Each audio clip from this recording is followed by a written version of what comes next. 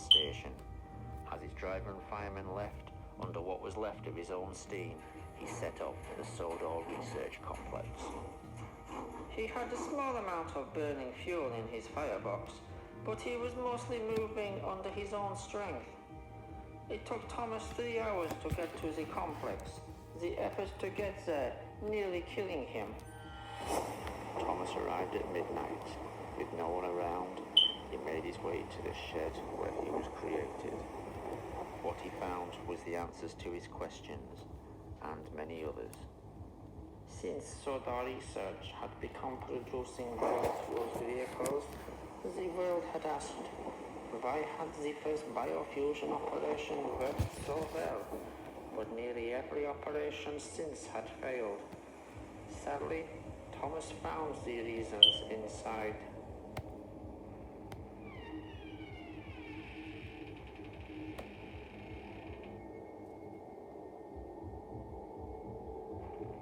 Thomas had never been the first operation.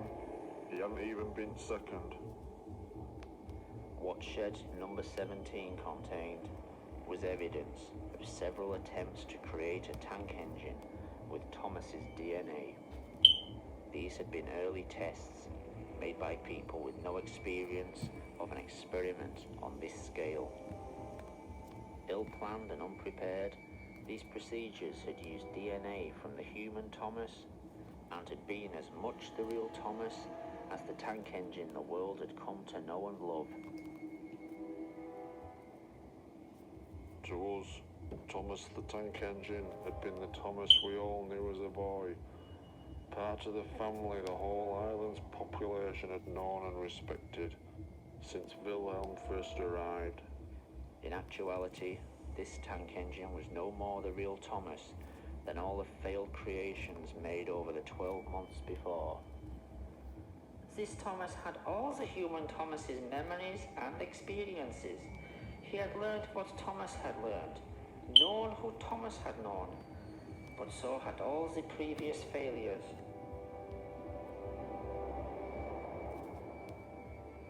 Wilhelm and Hans Goetze had to learn through trial and error how to bring their Thomas back from the dead. The following experiments had not had the same work put into them, resulting in the freak engines and aircraft that had developed so many problems on Sodor Island and around the world. In Shed 17, Thomas wouldn't discover who he was, but in fact, who he wasn't.